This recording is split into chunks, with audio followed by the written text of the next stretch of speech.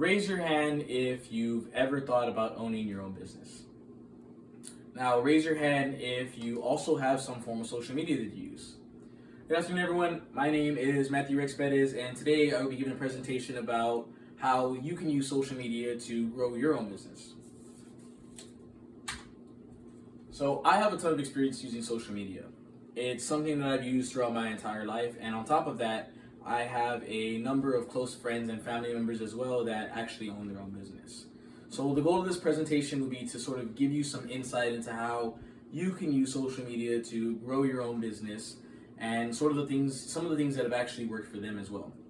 So social media can be a very powerful tool in growing your own business, and the goal of this presentation will be to go over exactly how and why you should use social media to grow your own business. Now, although there are a myriad of ways in which you could use social media to grow your own business, in this presentation we will only be touching on a few. So the ones that we're primarily going to go into are going to be to first create a calendar. Secondly, you're going to decide which platform is right for you. And lastly, you're going to need to build some strong and healthy relationships. Then we're going to be going into the conclusion, the references, and then I can go ahead and answer any questions that you all might have. So according to Liz Foreman, a small business marketing expert from Fundera, the first thing that you're going to want to do is you're going to want to create a content calendar.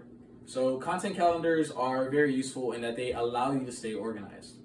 Not only do content calendars allow you to stay organized, but they also allow you to plan ahead for future events.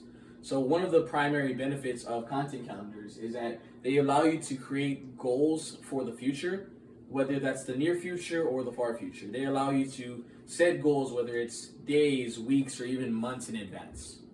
Now, not only do content calendars allow you to plan ahead and find out exactly in which way you want your business to be headed and what direction, but they also allow you to look back at events that you had in the past. And that's one of the more important benefits of content calendars, is that they allow you to prevent yourself from repeating certain events. So a content calendar will have a full history of things that you have done and things that you plan to do. And the benefit of that is they will allow you to look back at certain things that may not have worked in the past and look ahead to things that might potentially work in the future.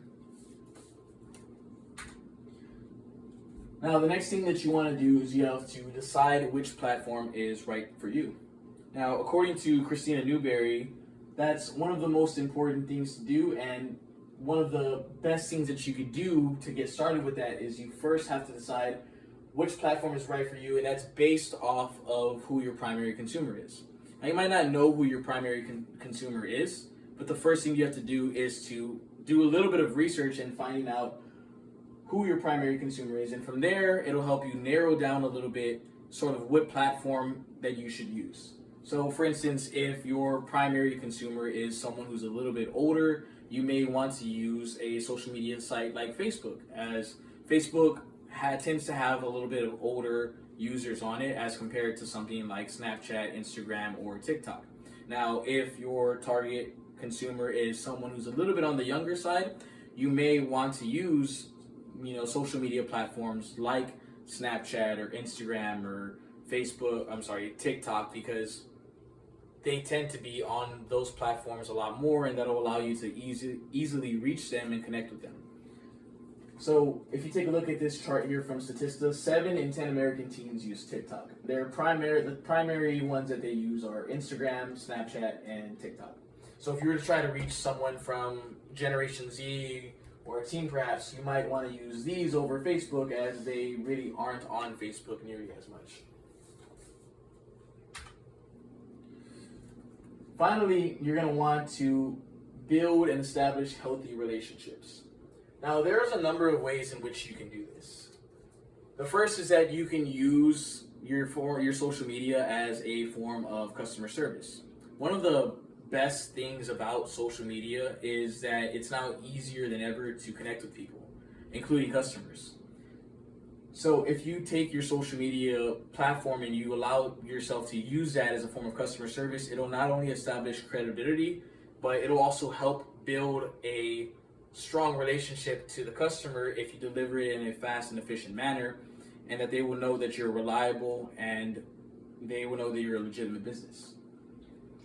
So the other thing that you need to do is you need to use social media to engage with your followers, and that'll create sort of a sense of bond and trust.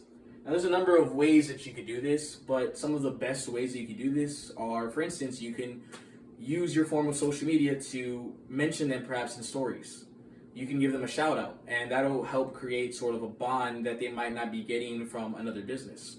Another way you can do that is you can engage with them in comments. You can engage with the customer directly in comments, and that'll sort of create a bond, and that bond will be sort of the bridge for future transactions. It'll allow you to sort of broaden your customer base, broaden and strengthen your customer base.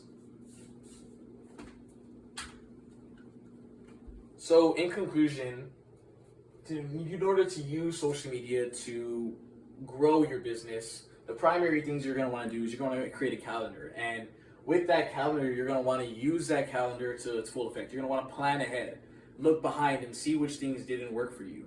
You're going to prevent yourself from doing those things that didn't work and stay organized and try different things and have goals and deadlines to meet in the future. You're also going to want to build healthy relationships. You're going to want to build some relationships that are very strong, and you want to actually use your platform to engage with your followers in order to create sort of a sense of bond, legitimacy, and trust.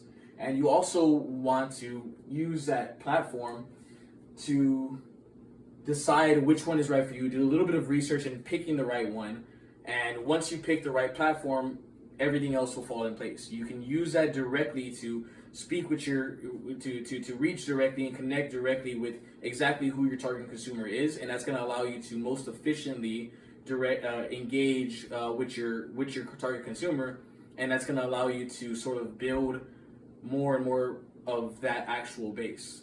That way you're not targeting the wrong person. So social media can be a very powerful tool in growing your business, and if you follow these 3 steps, you're sure to see success. Any questions? No? Thank you.